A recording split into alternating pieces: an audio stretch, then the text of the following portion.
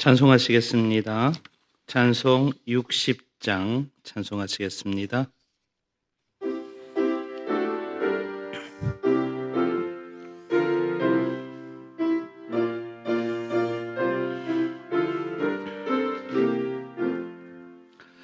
영혼의 햇빛 예수님 가까이 비춰주시고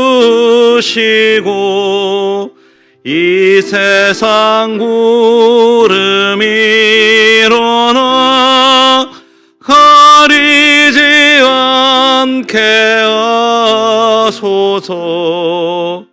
이 눈에 단잠 오기 전 고요히 주를 기리며 구주의 품에 안기니 한없이 평안합니다.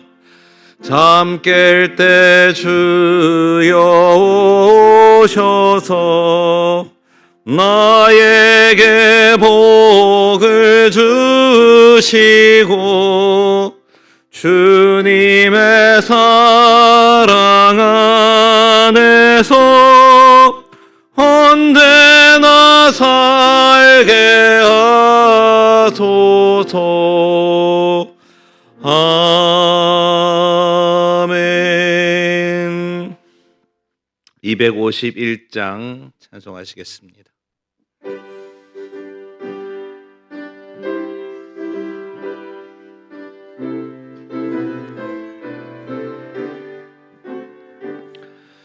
놀랍다 주님의 큰 은혜, 우리의 죄를 속하시려 갈보리 십자가 위에서 어린 양 모혈을 흘렸네. 주의 은혜 우리의 죄를 다 씻었네. 주의 은혜 우리의 죄를 다 씻었네.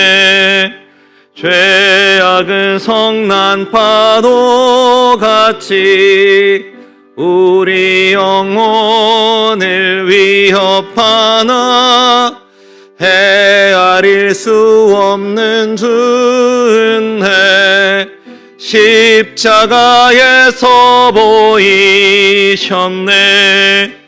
주의 은혜 우리의 죄를 다 씻었네. 주의 은혜 우리의 죄를 다 씻었네. 죄악에 물든 영혼들을 주께서 피로 씻으시네. 지금도 흐르는 그 피에 눈보다 더 이게 씻으라. 주의 은혜 우리의 죄를 다 씻었네. 주의 은혜 우리의 죄를 다 씻었네. 비할 수 없는 그 은혜를 믿는 자에게 거저 주네. 형제여 주 앞에 나와서 더 지체 말고 곧 받으라. 주의 은혜 우리의 죄를 다 씻었네. 주의 은혜 죄를 다시 섭네. 234장 찬송하시겠습니다.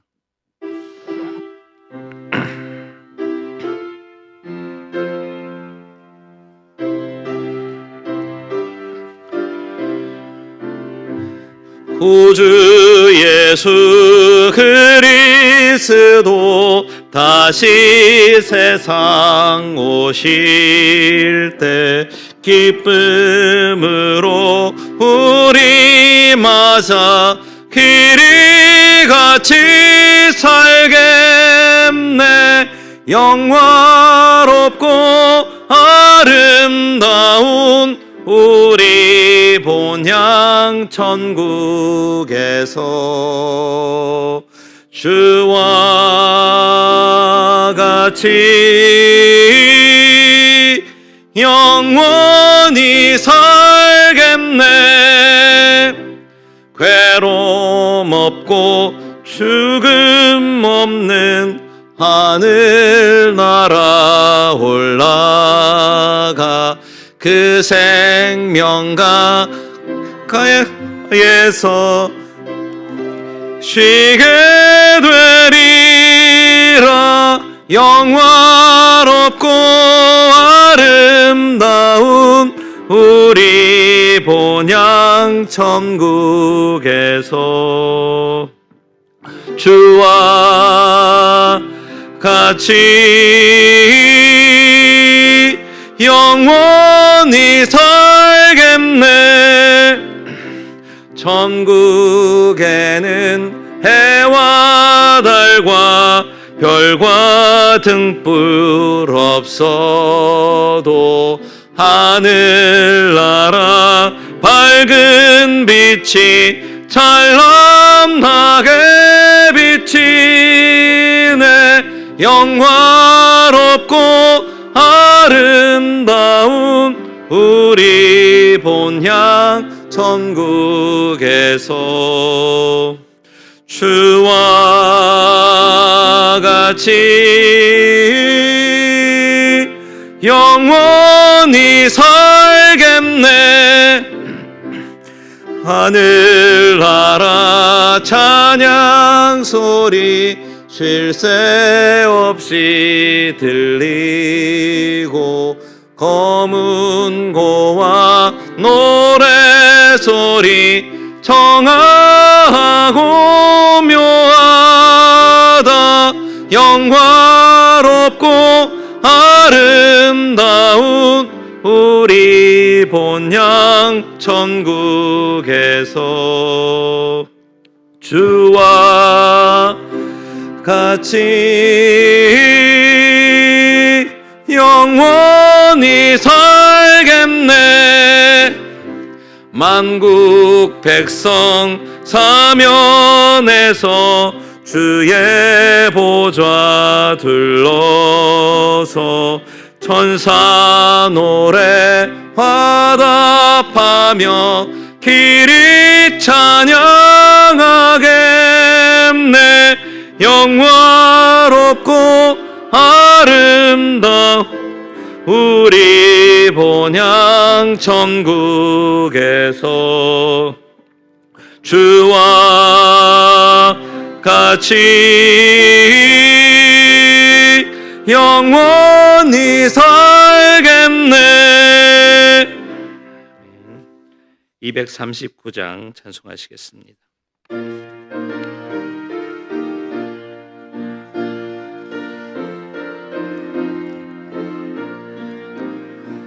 저 배는 본향집 날마다 가까워 내 갈 길 멀지 않으니 전보다 가깝다.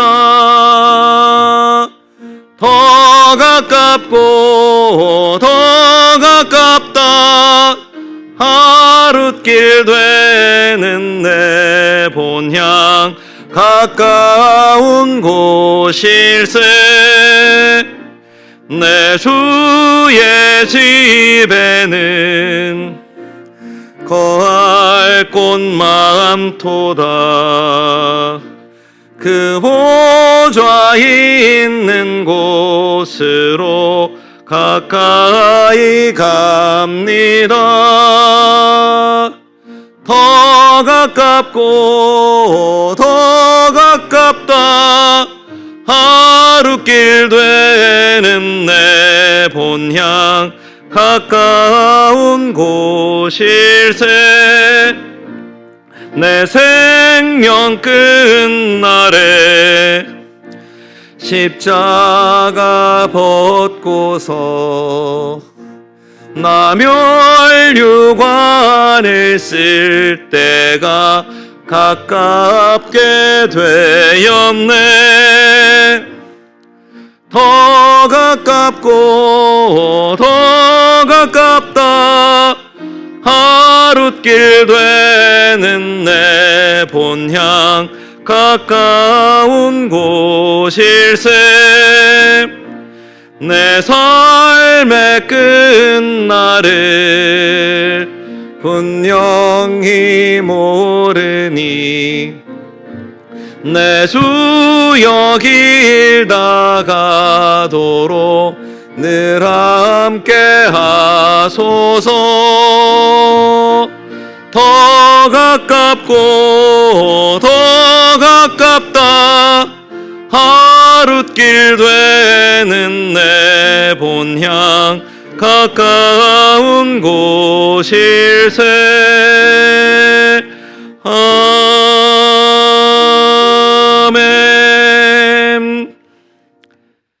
337장 찬송하시겠습니다.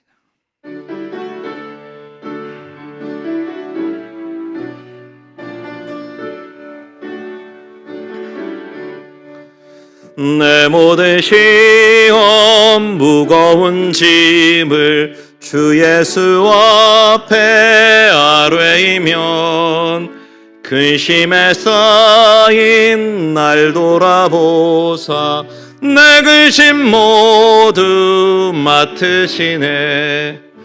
무거운 짐을 나 홀로 지고 견디다 못해 쓰러질 때 불쌍히 여겨 구원해 주리.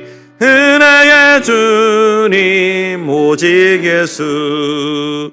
내 모든 괴로움 닥치는 환난 주 예수 앞에 아뢰이며 주께서 친히 날 구해주사 넓으시 사랑 베푸시네.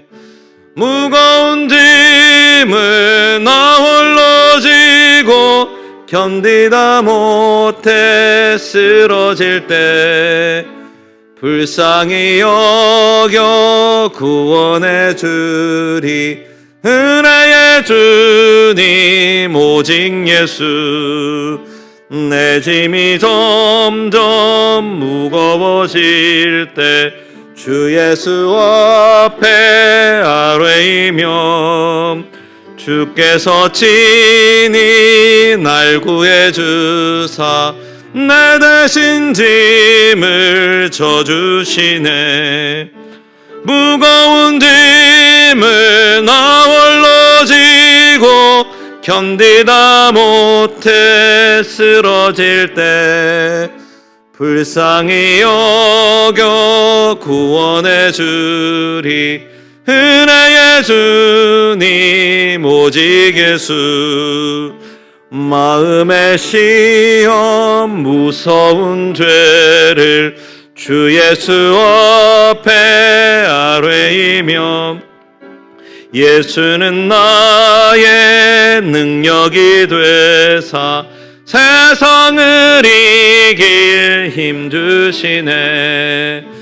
무거운 짐을 나 홀로 지고 견디다 못해 쓰러질 때 불쌍히 여겨 구원해 주리. 은혜의 주님 오직 예수.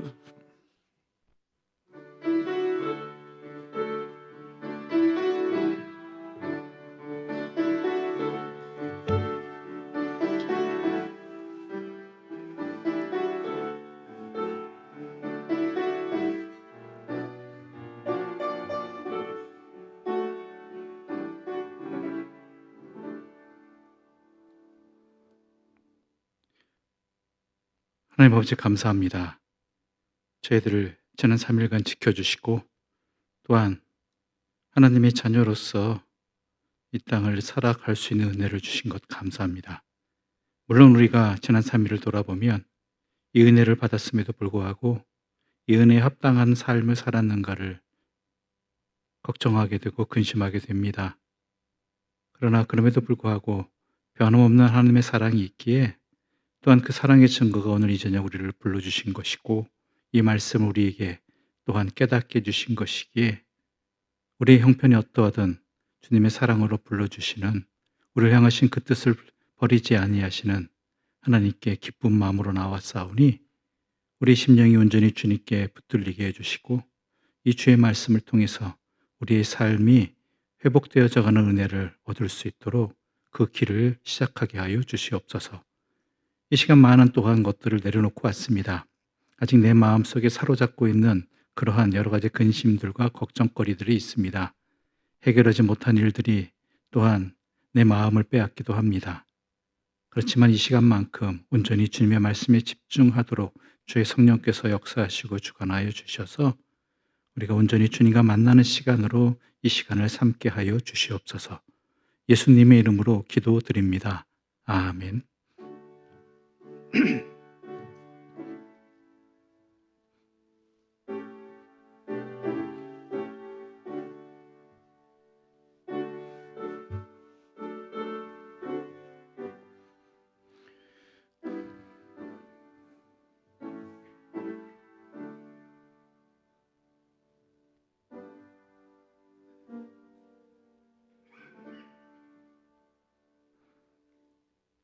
이 시간 계속해서 우리에게 주시는 하나님의 말씀이지요.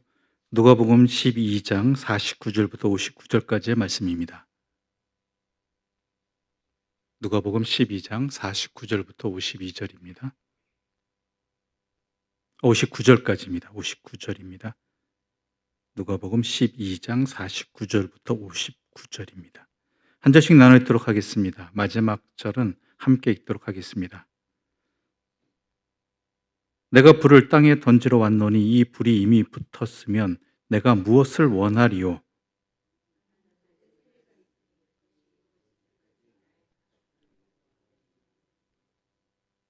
내가 세상에 화평을 주려고 온 줄로 아느냐? 내가 너희에게 이르노니 아니라 오히려 분쟁하게 하려 함이로라.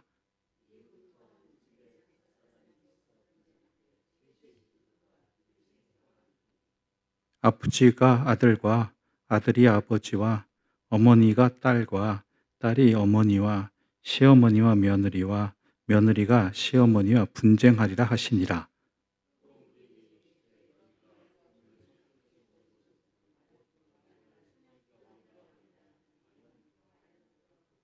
남풍이 부는 것을 보면 말하기를 심히 더우리라 하나니 과연 그러하니라.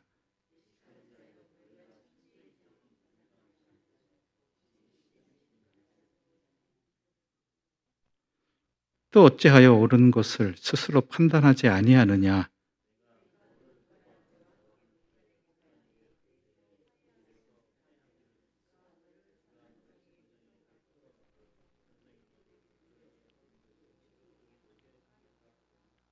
함께 읽겠습니다.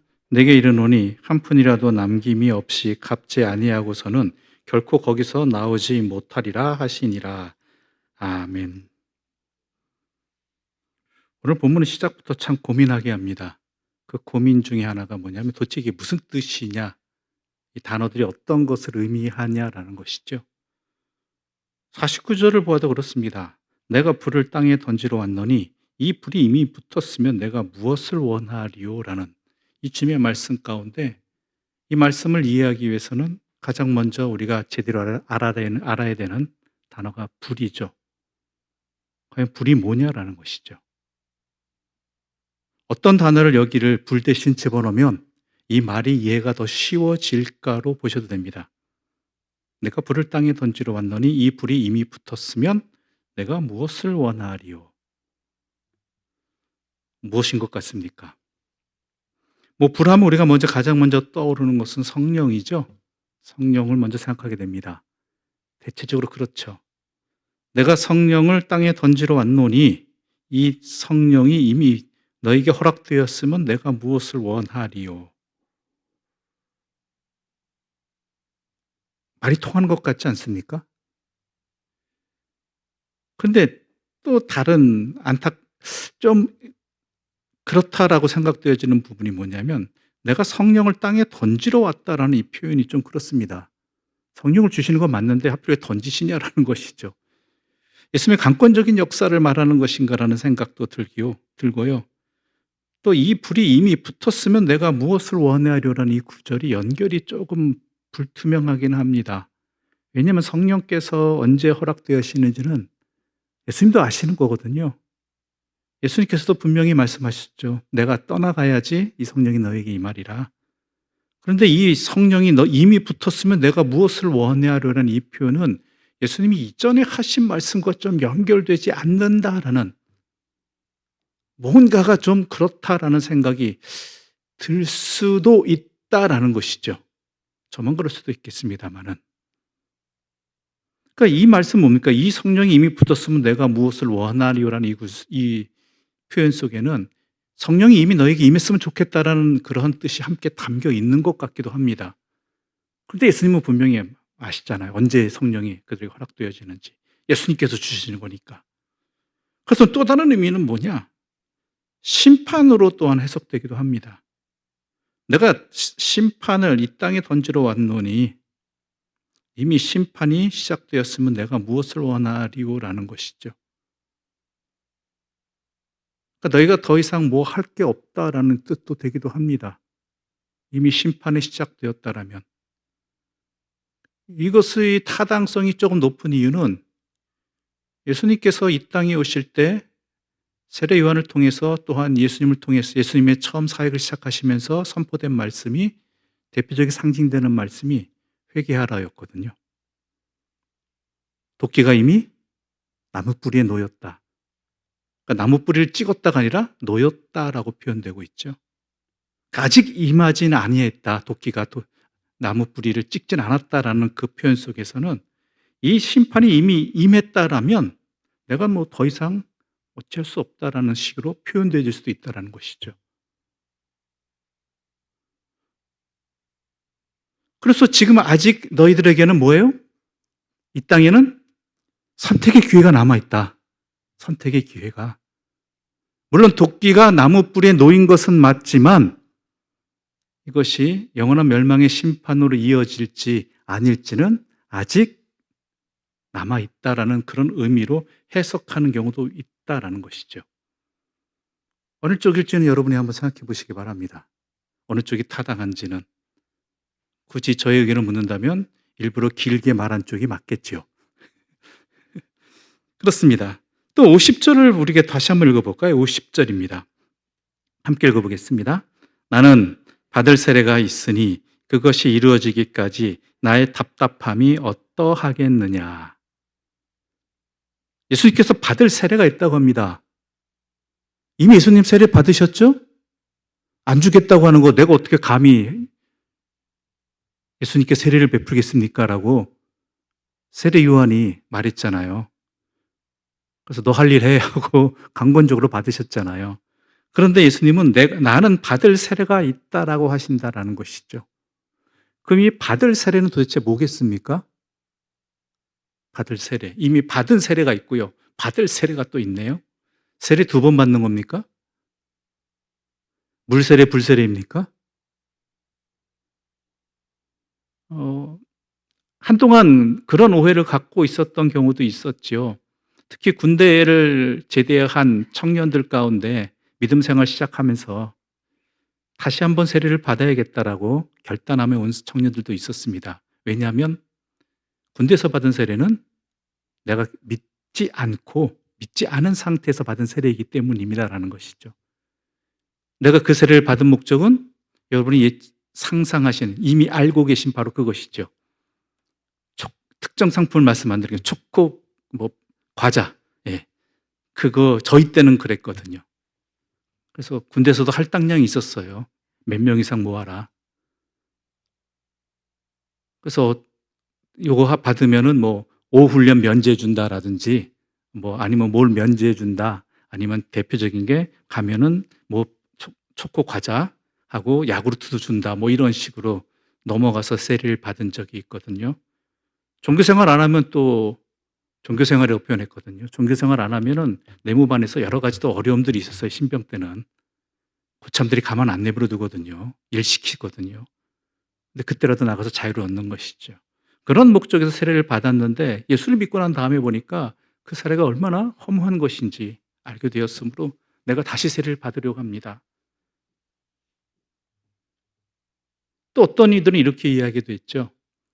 내가 어느 교회에서 어느 목사님을 통해서 세례를 받았는데 나중에 그 목사님이 참 불미스러운 사건으로 면직을 당했다든지 교계에서 쫓겨났다든지 그러한 사회적 범죄를 저질러서 권위를 잃어버렸다는 이런 식의 사건들이 벌어지게 되는 것이죠.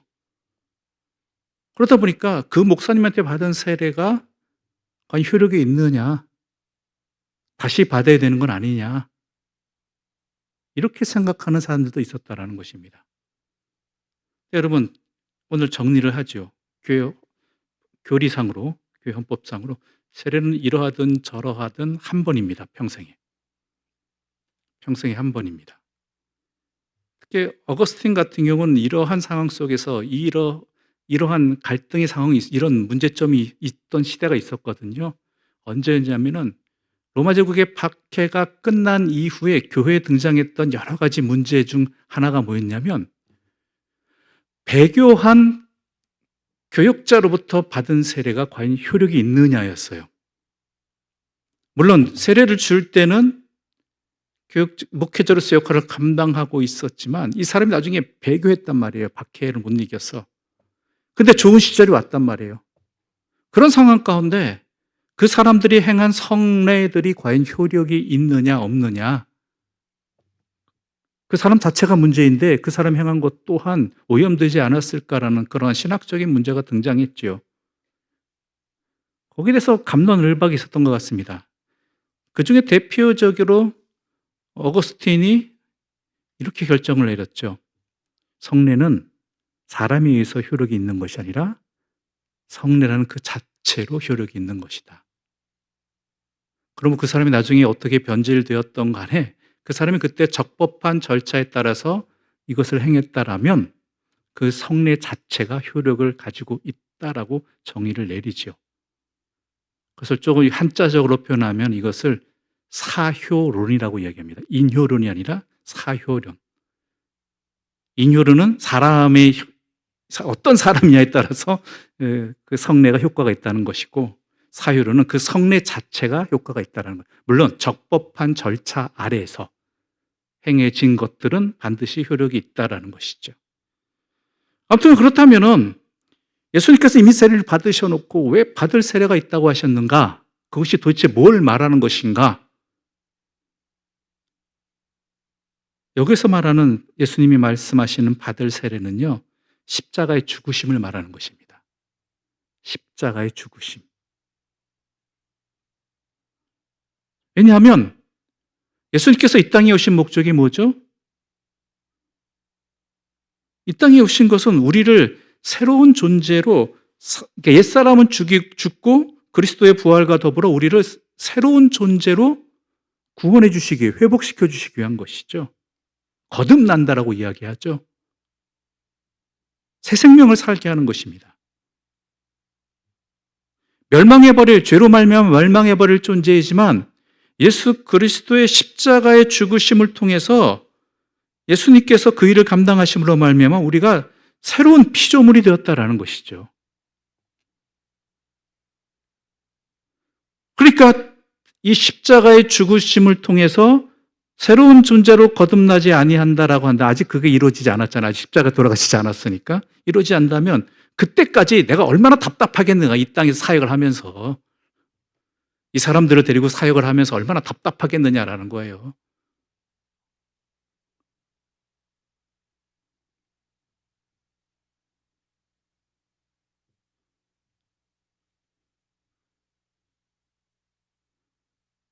그래서 선포하시는 말씀이 51절 말씀이에요. 지금 아직 십자가의 죽으심, 예수님이 받을 세례를 받으시기 전이잖아요. 우린 새로운 존재가 아직 되지 못한 상태이잖아요. 그런 상태에서 이 사람들 앞에서 예수님이 많은 사역을 지금까지 하셨는데 그 마음이 어떠했는가? 51절 함께 읽어볼까요? 51절 말씀입니다. 함께, 내가 세상에 화평을 주려고 온 줄 아느냐? 내가 너희에게 이르노니 아니라 도리어 분쟁하게 하려 함이로라. 예수 그리스도의 십자가를 통해서, 그 십자가의 부활하심을 통해서 부활의 생명을 입은 사람들이 성령의 역사를 통해서 주님의 뜻을 깨닫고 주님 안에서 새롭게 변화되어져 가기 전이잖아요. 그러니까 얼마나 답답해요. 얼마나 답답해요, 이게. 지금 있는 사람들에게 있어서 예수님은 어떤 사람이었냐라는 거예요. 자기들에게 화평을 주시기에 오신 분으로 알고 있어요. 근데 이 사람들이 말하는 화평이라는 게 뭐예요? 자기가 원하는 대로, 자기가 소망하는 대로, 지금 나의 삶에서 이분을 통해서 뭔가 더 많은 것을 얻고 더 많은 것을 누리고 또한 이 압제를 해결하고 이러한 것들로 가득 차 있다는 것이죠.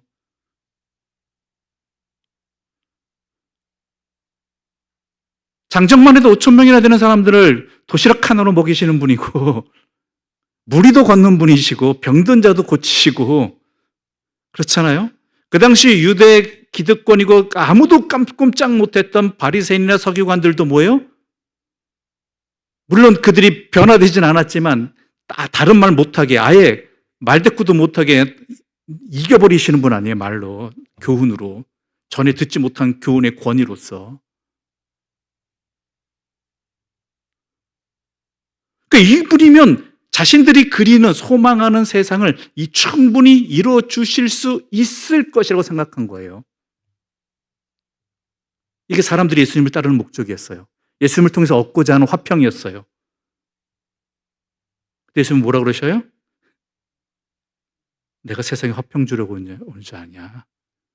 내가 당신들이 원하는 그러한 소원을 이루어주기 위해서 이 땅에 온 줄로 아느냐? 도리어 분쟁하게 하려 왔다. 다른 표현을 해볼까요? 자기 자신이 얼마나 큰 죄인지 깨닫고 예수 그리스도의 보혈의 십자가를 통해서 새로운 존재로 거듭나야 됨을 깨닫게 하는 거예요. 옛사람이 죽어야 되는 거예요.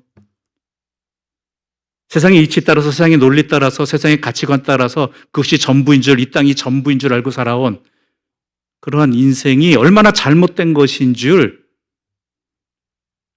알고 고치기, 이게 분쟁이거든요, 이게. 이게 쉬운 건 아니잖아요. 지금도 우리도 힘든데요. 현실 앞에서.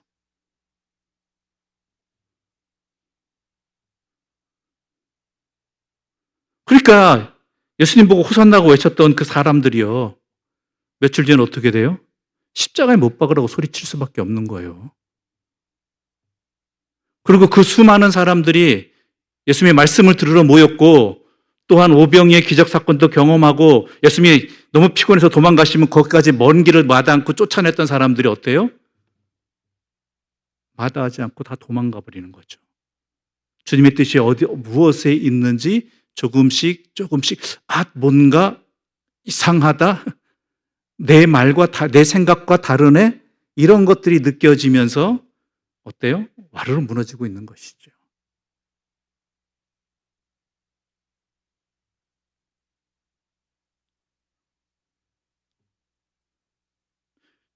즉 이스라엘이 생각하는 메시아와 예수님이 이 땅에 메시아로 오신 그 목적이 틀리다는 거, 아예 다른 걸 넘어서서. 그러니까 분쟁이 일어날 수밖에 없죠.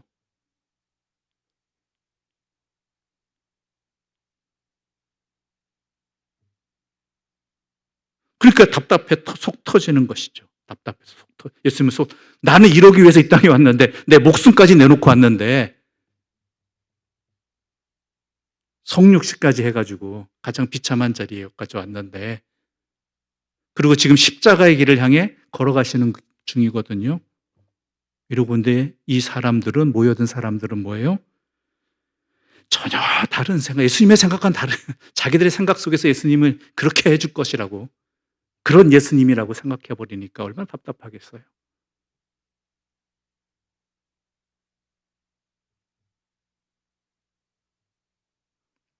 그 모습이 어떻게까지 나타나느냐?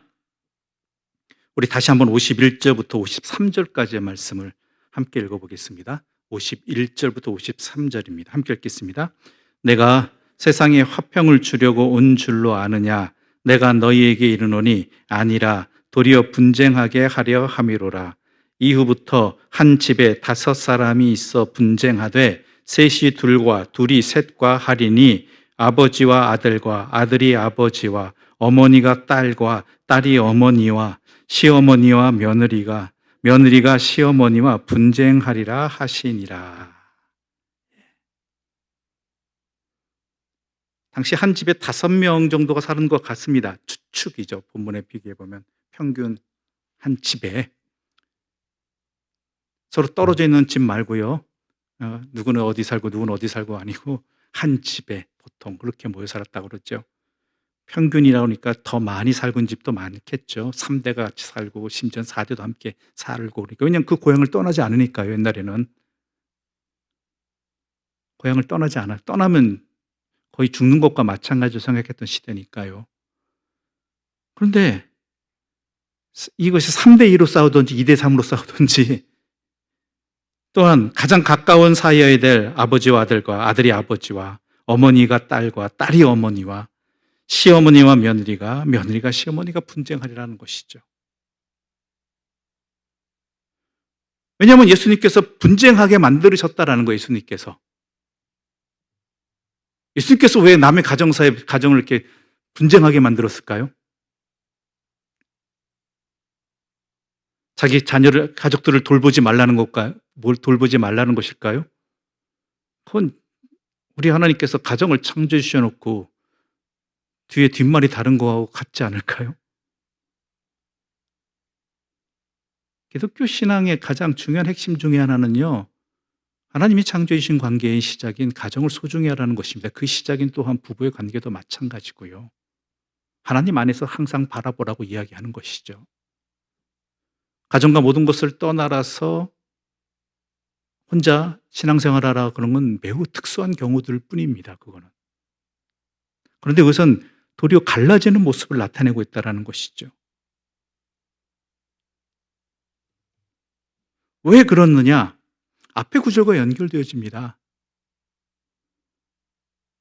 누군가가 한 가족 내에서 주님의 은혜로 말미암아 성령의 역사로 말미암아 새로운 피조물로서의 새로운 가치관의 삶을 살게 됐어요. 그런데 같이 살고 있는 가족들 간에는 아직 그렇지 않은 사람들도 있다라는 것이죠. 새로운 피조물로서의 구원받은 자의 삶이 아무리 세상적으로 가까운 사이라 할지라도요, 반대가 반드시 일어난다는 거예요. 어려움이 발생한다는 거예요. 도리어 그러한 삶 때문에, 그러한 깨달음의 관계 때문에, 주님 앞에 합당한 자로서의 삶 때문에 모든 것이 이전에 있던 관계들이 깨어지고 서로 원수되어질 수 있다는 것이죠. 무엇보다 이 땅을 살아갑니다, 우리는. 그런데 이 땅에서의 삶이 전부라는 것을 알게 되잖아요. 영혼에 잇대어진 삶을 살게 되잖아요. 그게 우리의 참된 삶이라는 걸 알게 되잖아요. 그래서 우리가 하나님의 자녀로서의 참 생명의 삶을 살게 되는 것을요, 사탄은 악한 영들은요, 가만 내버려 둘 수가 없는 거예요.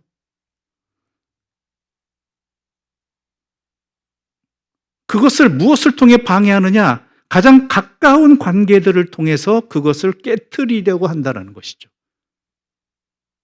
가장 가까운 관계들을 통해서.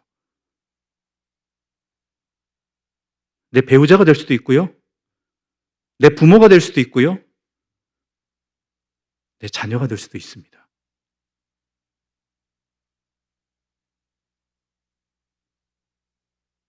좀 심각한 얘기 좀 해볼까요?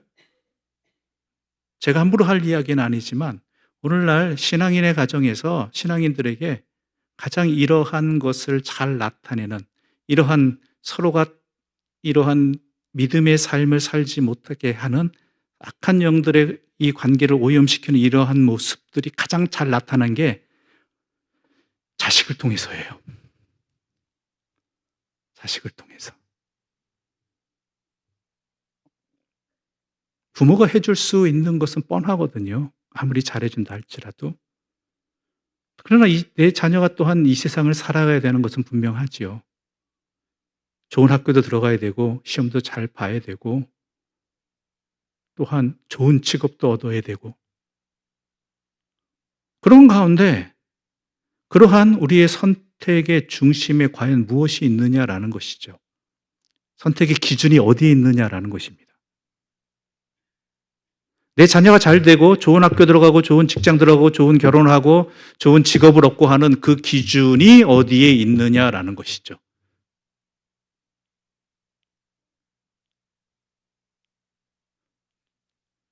어려운 이야기는 아닌데 매우 힘든 이야기입니다. 우리에게 있어서 이거는. 그렇다고 여러분 오해하지 마십시오. 모두 다 신학교 가라는 얘기는 절대로 아니고요.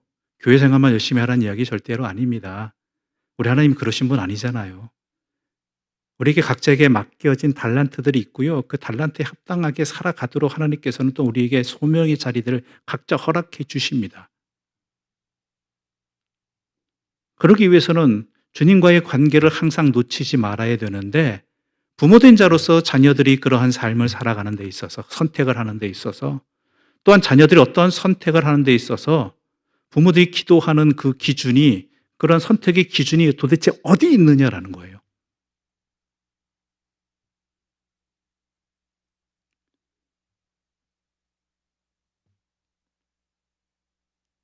제 말이 이해되시죠? 예. 부모로 자녀 사랑하잖아요. 그러니까 내 자녀 고생하는 걸 못 보기 싫어요. 물론 주님의 뜻에 따른다고 다 고생한다는 이야기는 아닙니다. 그러나 그것이 세상적인 가치관이나 기준은 우리 눈에 뻔히 보여요. 확실한 것 같아요. 그게 내 자녀 고생 안 하는 길인 것 같아요. 근데 그게 맞느냐라는 것이죠.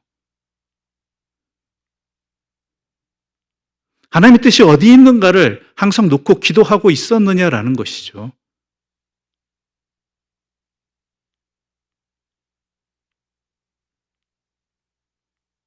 내 자녀에게 격려하고 때로는 강요하고 하는 것들에 그러한 격려와 강요와 이런 타협 이런 것들을 하면서 그러한 것들을 용납하는 그 기준이 어디에 있느냐라는 것이죠. 신앙생활도 마찬가지잖아요. 내 자녀들이 학원 생활 또한 시험 때문에 바쁘고 힘들었을 때 가장 먼저 당장 고3이 돼서 닥치면은 놓아야 될 것들이 뭐죠? 신앙생활 놓으라고 이야기하죠. 요즘은 안 그럴 수도 있겠죠. 잠시 쉬어라. 하나님 어디 안 가신다.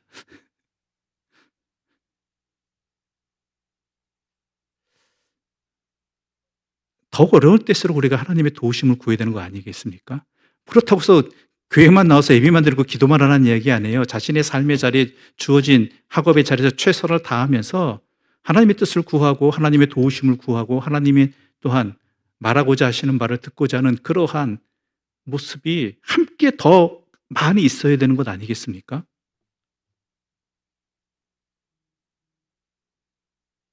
꼭 원수 된다라는 것이 서로 다투고 싸우고 이런 물리적인 행동, 폭언 이런 것들만 생각하지 마세요.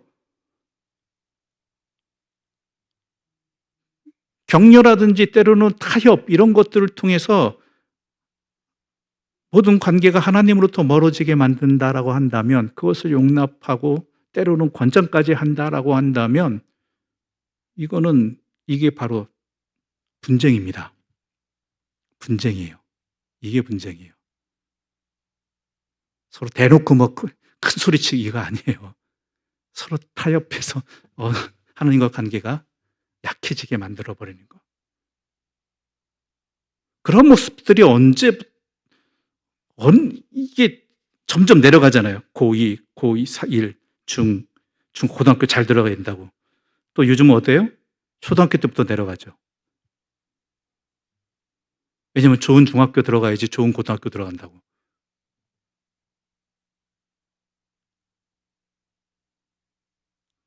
하나님이 자녀라면서요. 하나님 믿는다고 하면서요. 왜 가장 먼저 놓는 것이 하나님과 어긋나는 게 하나님과 분쟁하게 되는 일들이 되어버리냐는 것이죠.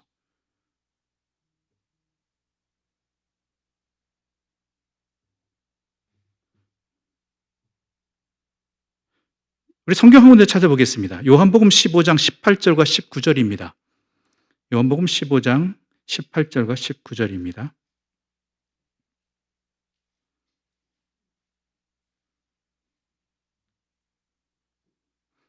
우리 함께 읽어볼까요? 요한복음 15장 18절과 19절입니다. 우리 함께 읽어보겠습니다. 세상이 너희를 미워하면 너희보다 먼저 나를 미워한 줄을 알라. 너희가 세상에 속하였으면 세상이 자기의 것을 사랑할 것이나 너희는 세상에 속한 자가 아니요 도리어 내가 너희를 세상에서 택하였기 때문에 세상이 너희를 미워하느니라. 하나님이 택하였기 때문에 세상이 너희를 미워한다는 거예요. 도리어 이 얘기는 뭐예요? 그러므로 세상이 너희들 미워하면, 너희들을 시험하면 내가 제대로 길을 가려고 하고 있구나라고 여기라는 거예요. 내가 세상이 원하는 대로 가고 있으면 세상은 내버려둬요. 더 밀어줘요.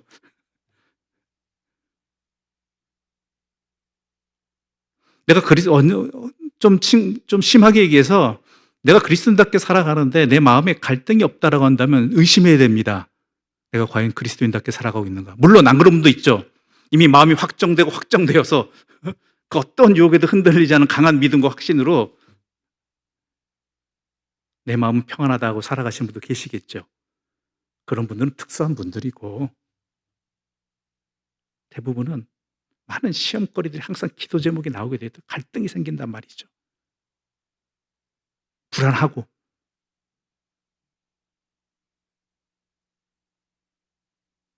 왜냐하면 사탄이 우리를 그냥 내버려두지 않기 때문입니다.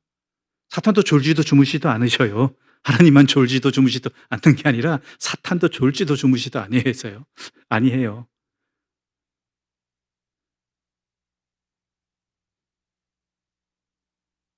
그러니까 이런 가장 가까운 관계들부터 이렇게 통해서 우리의 믿음의 자리들, 하나님과의 새로운 피조물로서의 합당한 가치관과 삶을 살아가는 것들을 유지하지 못하게 만들어버린다는 것이죠.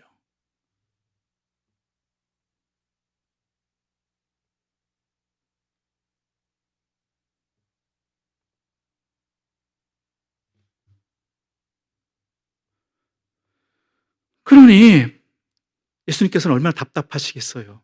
이제 자신이 가실 길이 이 땅에서 살기 얼마 안 남았는데, 물론 후에 제자들도 있고 하나님의 영원하신 하나님의 말씀도 있지만 지금 당장 예수님께서 이 땅이 성육신에서 하셨던 사역들이 마무리되어가는 가운데 있는데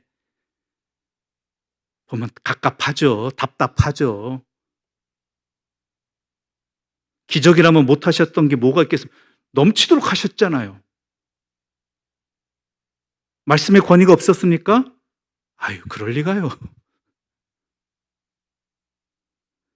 그런데도 사람들이 안 바뀌어요. 이게 아직 여전히 그러고 있다라는 거예요.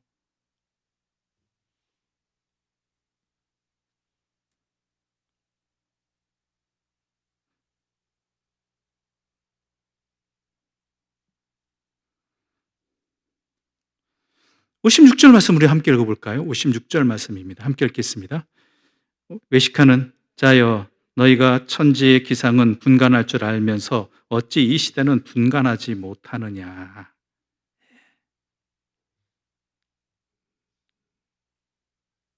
뭐냐면 사람들이 예수님 말씀 들으면서 반대 안 해요. 그렇죠? 권위 있다고 이야기하잖아요. 그럼 예수님 말씀이 맞다는 얘기예요. 맞다는 걸 알아요. 바리새인의 율법학자들 예수님과 논쟁하다가 그건 말이 안 되는데요? 또 다른 논박으로 이어지거나 하지 않았죠. 예수님이 워낙 명쾌하셔서 그런지 모르겠지만 그것으로 딱 끝나버리잖아요. 아무 말 못하잖아요. 그 얘기 뭐예요? 그 말이 맞다는 거예요. 안다는 거예요. 그런데도 그들은 그렇게 알지만 그렇게 살지 않았다라는, 그렇게 하지 않았다라는 것이죠.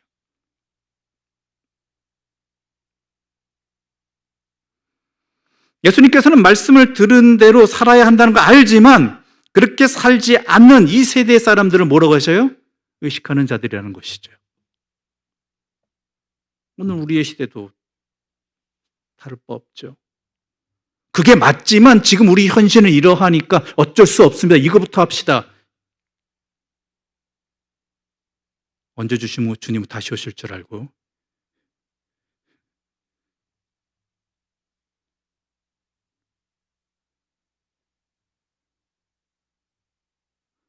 그렇게 외식하는 자들이 우리도 되는 거예요. 그 말씀이 맞는 것 맞지만 지금 우리가 고3이잖아요. 우리 지금 취업을 앞에 두고 있잖아요.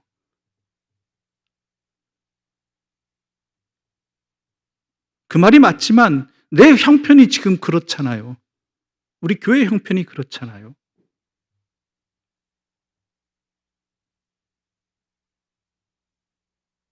아니면 아예 예수님 말씀이 틀리다고 얘기하든지, 그래서 그렇게 못하겠다고 하든지. 성경의 말씀은 맞지만 그게 외식하는 자죠.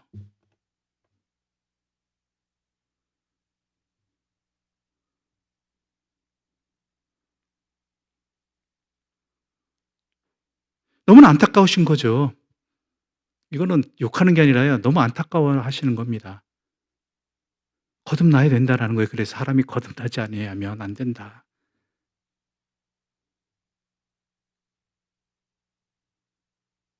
삶의 주관이 세상에 있는 것이, 주관자가 세상이 아니라 하나님이 되시는 것, 성령님이 되시는 것, 그러한 것이 거듭남의 대표적인 증거이지요.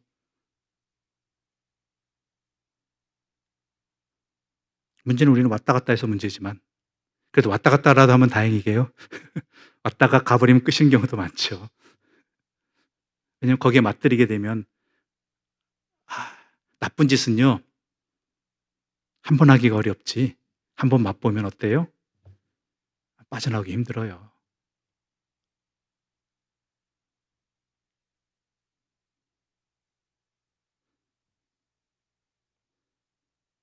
그런 결과, 그런 삶의 결과가 어떠하겠느냐?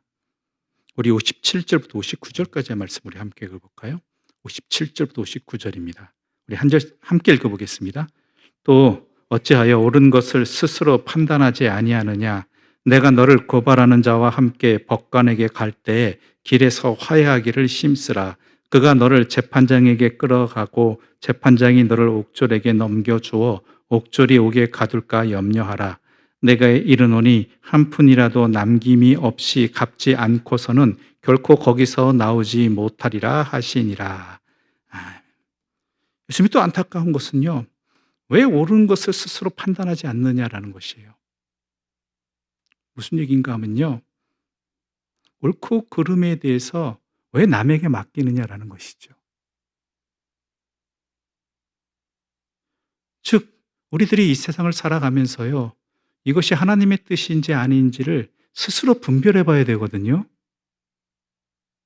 그런데 우리들의 신앙생활에 참 안타까운 점은 순종이라는 그런 말로 표현되긴 하지만요, 누군가가 시키는 대로 하기를 참 좋아해요. 왜냐하면 그것만 하면 되거든. 고민할 필요도 없이.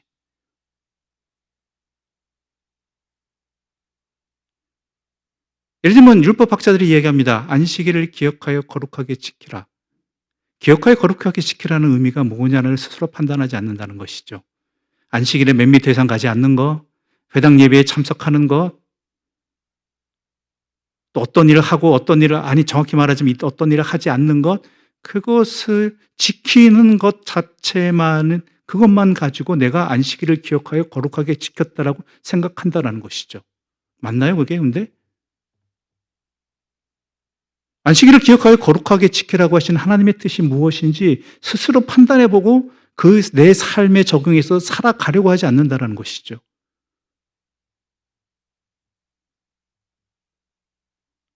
가끔 사역을 하다 보면요, 할 때 듣는 이야기가 있습니다. 목사님, 정확하게 말씀해 주세요. 처음엔 내가 표현을 이해를 잘 못 시켰나 하는 부분도 있겠지만요, 또 다른 의미가 뭐냐면, 지금까지 이렇게 해라 저렇게 해라라는 얘기들 많이 결론으로 들었다는 거예요. 성경 말씀을 듣고 난 다음에 새벽 예배 빠지지 마라, 주일 예배 빠지지 마라, 헌금 잘 드려라, 이런 것들을 왜 지키게 하셨는지에 대한 생각은 안 하고 그것만 하면 내 신앙생활은 제대로 하는 것이라고 하면 생각했다라는 것이죠. 이웃을 섬기며 살라라고 하셨습니다. 이웃을 섬기기 위해서 우리가 많은 수고들과 노력들과 여러 가지 행사들을 하죠. 프로그램도 갖고 있습니다. 근데 그것을 하게 하신 하나님의 뜻이 내 삶에 어떻게 나타나고 있는가, 내 삶이 어떻게 되어져야 되는가를 분별한 데까지 나가지 않는다는 거예요.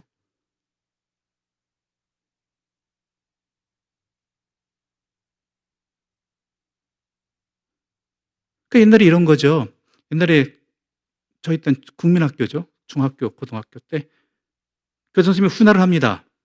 또 아니면 선생님이 이렇게 일정을 그러니까 교훈이라고 하죠. 급훈, 뭐 주훈, 주간에 해야 될 하면서 1모, 2모, 3모 이거 결석하지 않기, 지각하지 않기, 뭐예요?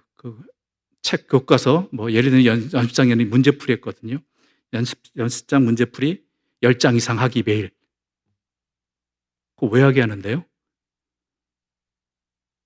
공부하라는 얘기잖아요. 학생으로서 해야 될 일 하라는 거 표현이잖아요.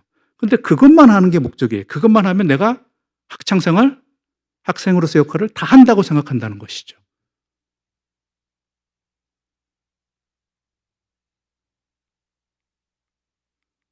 그것만 하면 난 결석 안 하고 지각만 안 하고 하루에 연습장 10장만 채우면은 나는 학생으로서 역할을 다 한다고 생각을 해요. 그걸 왜 하게 했는지를 생각하지 않는 것이죠. 그걸 통해서 내가 어떠한 내 삶의 변화가 있어야 되고 무엇을 깨달아야 되고 그것을 통해서 무엇을 원하고 이루어야 되는지를 생각하지 않는 거예요.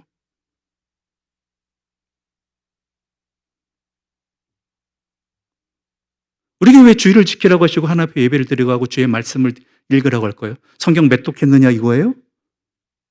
아니잖아요. 내 삶이 그 말씀을 통해서 예배를 통해서 하나님 앞에서 내 자신을 돌아보고 내 삶이 변화되고 하나님의 자녀답게 어떻게 살아야 될까를 항상 생각하라는 것이잖아요. 하나님 말씀 앞에 내가 서라는 것이거든요. 하나님 앞에 내가 서라는 것. 주의 말씀을 들었을 때 저 말씀을 왜 하셨을까? 그 말씀을 통해서 나에게 말씀하시고자 하는 바가 뭘까? 내 삶의 현장에서 그 무엇을 어떻게 하면 시작하면 좋을까? 이런 것들은 듣는 이들이 각자 고민하고 찾아 나가야 되는 자리거든요.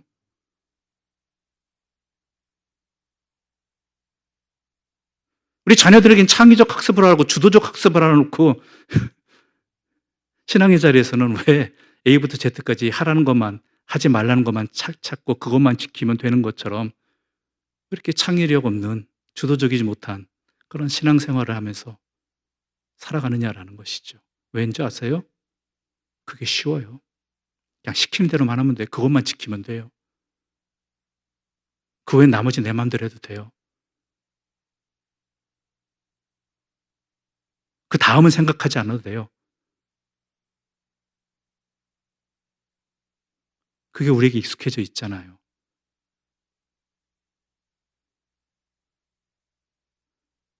제일 선생님들이 하지 말아야 될 말 중에 하나가 뭔지 아세요? 대학 가고 생각해. 지금은 해. 지금 왜 그걸 하는데? 대학 가서 뭐 어떻게 살려고? 대학이 끝이에요? 대학에선 그렇죠. 나중에 취업하고 난 다음에 생각해. 그러니까 대학 가서 할 일 없는 거예요. 맨날 노는 거예요. 취업 현장 가서 대학에서 배운 것들이 아무 소용이 없는 거예요.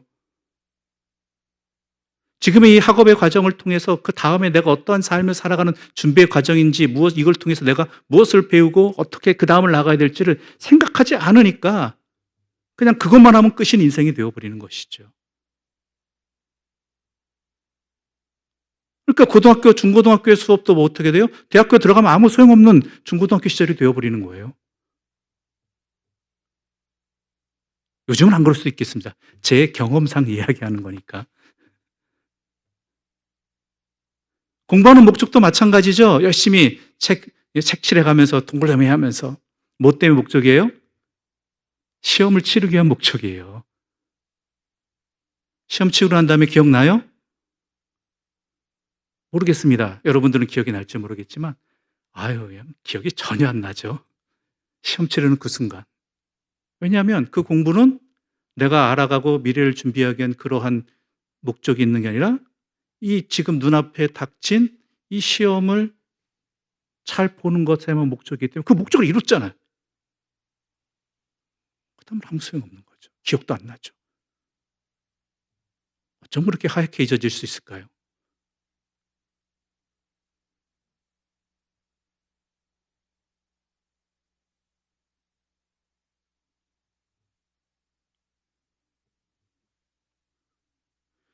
우리에게 들려주는 말씀은 예수님은요, 우리에게 고민을 던져주시는 거예요. 어떻게 할 것인가?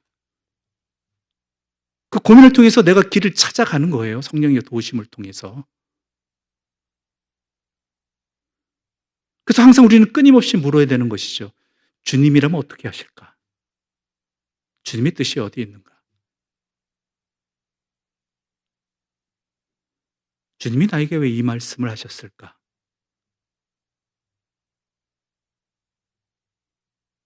어찌 보면 하나님의 말씀을 들었을 때, 공부했을 때 우리에게는 많은 질문이 던져지게 됩니다.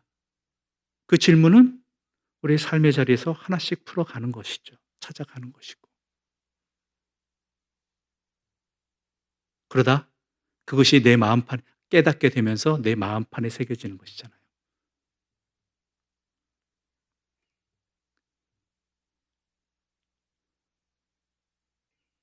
예전에 학원을 잠깐 다닌 적이 있습니다. 친구들이 가길래 저도 갔죠. 다른 목적이 있어서는 아닙니다.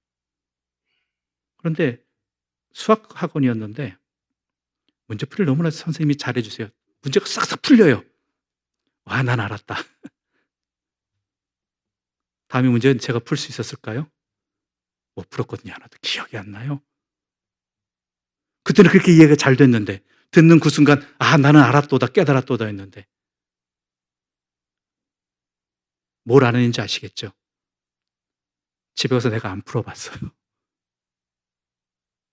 내 삶으로 안 살아봤어요. 내가 내 손으로 내가 그 문제를 적어가면서 내가 풀어보지 않았어요. 듣고 그걸로 끝난 거예요. 난 알았다고.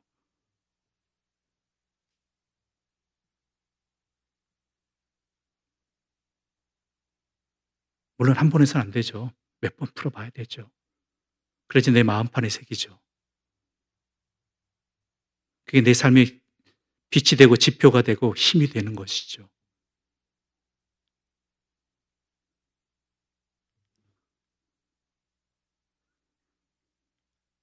그래서 왜 옳은 것을 스스로 판단하지 않느냐 이렇게 말씀하셔요. 알았는데 알았으면 판단하고 살아야 되지. 결단해야 되지. 알고 끝이에요. 그렇지 않으면 바리새인들과 율법학자들이 전해준 대로 이렇게 해라 저렇게 해라는 그 지침들만 따르면 된다라고, 왜 그걸 지침을 따라 그 지침들이 의미하는 바가 뭔지 생각하지 않는다라는 것이죠.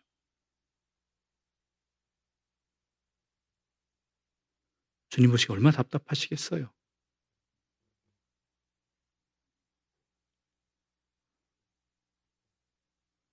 여러분의 자녀들이 영혼 없이 학교 다닐 때 여러분 그 심정이 있으실 거예요. 왜 가는지 생각 안 해. 그냥 아침에 일어나서 가. 꼭 좀비들이 걸어가듯이 우르르 걸어가요. 자기가 학교를 가고 이 수업을 받는 목적을 생각하지 않아요. 그냥 이 수업 시간 지키고 마치면 돼, 이 과정만. 그래서 얻은 게 뭐냐라는 것이죠. 오늘 2절에 있는 여러분도 마찬가지입니다. 오늘 이 시간을 통해서 여러분들이 그 다음이 있느냐예요. 이것으로 끝나버리면 그때는 그럴 수도 있겠다. 그렇지. 이런 의미네. 근데 내 삶에는 아무런 영향이 없다라는 것이죠. 그래서 이 시간을 시작하면서 계속 몇 번이고, 요즘은 제가 귀에 여러분들이 무엇이 박힐까 봐 말씀 안 드리는데, 여러분들이 집에 가서 성경 읽으시라고 도움을 드리는 자리이지 이 시간은 완결편이 아니에요. 여러분들 각자가 성경을 읽으시고 이 본문을 읽으시고 이 본문을 통해서 여러분의 삶을 돌아보는 자리가 여러분 각자 있어야 된다는 것이죠.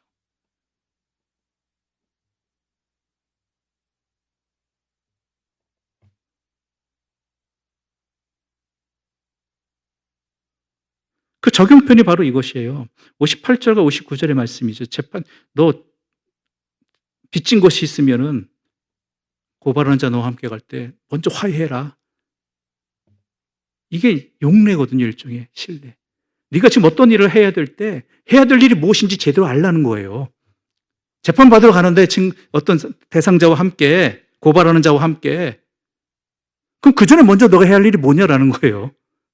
빚 갚아라 이거예요. 빚 때문에 가는 거면 빚부터 갚으라는 거예요. 아무리 작은 거라 할지라도.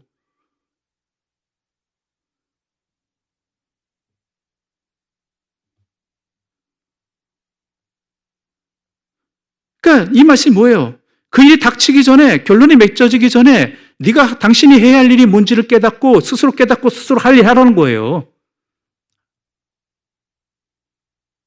하나님의 말씀이 들었다면은 내 삶이 이 세상에서 끝나기 전에, 하나님의 심판의 때가 임하기 전에 뭐예요? 하나님 앞에서 너의 할 일들을 해라라는 것이거든요. 여전히 자기 고집 버리지 못하고 자기 생각 버리지 못하고 주님을 따라다니면서도 주님이 주시고자 하는 것과 자기들이 주님을 통해 얻고자 하는 것이 다른 이 상황 앞에서 잘 분별해서 결단해야 되는데 여전히 자기를 버리지 못하고 해야 될 일을 하지 못하고 하지 말아야 될 일을 하고 있으니까, 여전히 그걸 붙들고 있으니까 예수님께 답답해서 하시는 얘기죠.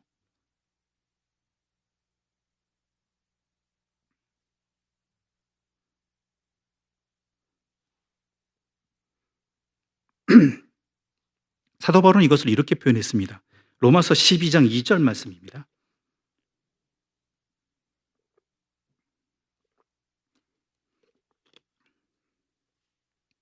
로마서 12장 2절 말씀입니다. 우리 함께 읽어볼까요? 로마서 12장 2절입니다. 너희는 이 세대를 본받지 말고 오직 마음을 새롭게 함으로 변화를 받아 하나님의 선하시고 기뻐하시고 온전하신 뜻이 무엇인지 분별하도록 하라. 예. 예수님이 화내시는 일을 이렇게 말하고 있는 거예요. 하나님의 뜻이 이것이다. 이 세상을 본받지 말고, 이 세대를 본받지 말고 오직 마음을 새롭게 함으로 부활의 은혜를 입은 자로서, 하나님의 자녀로 새로운 생명을 얻은 자로서 변화를 받았다면 하나님의 선하시고 기뻐하시고 온전한 뜻이 무엇인지 분별하면서 좀 살아라, 이 얘기예요. 예수님이 그래서 화내셨다. 예수님의 그 화내신 이야기 속에는 이런 의미다라고 사도 바울이 친절하게 설명해 주고 있는 것이죠. 예수님이 왜 이렇게 표현을 못 하셨는가? 지금까지 계속 하셨거든요. 근데 안 듣고 있는 거잖아요. 깨닫지 않고 있는 것이잖아요. 그러니까 버럭 화를 내시는 거죠. 예수님도 인간이시잖아요. 참다가 버럭 화를 내시는 거예요. 당장 십자가를 지러 얼마 뒤에 십자가에 지셔야 되는데.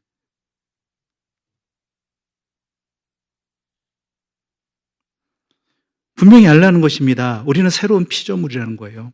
변화된 자라는 거예요.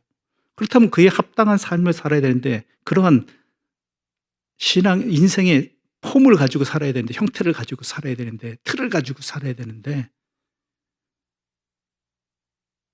왜 세상에 선하고 세상이 기뻐하고 하는 그런 뜻에 사로잡혀 있느냐라는 것이죠. 그건 이 땅에서 끝나는 허무한 것들인데, 아니 이 세상이 끝나면이 아니라 내 인생에도 수십 번 변하는 그러한 것들인데, 하나님의 자녀라면, 하나님의 자녀로 새롭게 거듭났다라면 하나님의 선하시고 기뻐하시고 온전한 뜻이 무엇인지 항상 생각하고 분별하고 살아가도록, 그렇게 살아가기 위해서 기도하고 도움을 구하고 하나님의 성령님께서 좀 역사해 달라고 그렇게 기도해야 되는데, 도리어 우리가 구하는 것들은 세상의 배부름을 위해서, 이 땅의 만족을 위해서, 세상과 화평하기 위해서 여전히 왜 옛 자아 속에서 살아가고 있느냐라는 것이죠.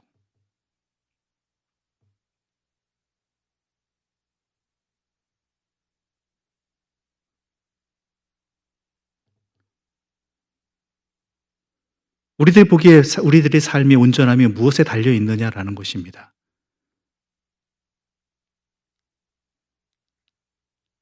말씀을 마무리하고자 합니다. 불편한 이야기이고 좀 안 좋게 들려주는 이야기겠지만, 예수님이 지금 화내시는 상황이에요. 제가 즐겁게 얘기할 수 있는 상황은 아니잖아요. 예수님이 너무 안타까워서 화를 내시고 있는 상황인데, 전에는 바리새인들, 서기관들과만 얘기했다라면 이제는요 이스라엘 백성들한테 얘기하는 거거든요. 다 제자들한테도요. 오죽 답답하시면 그러시겠어요.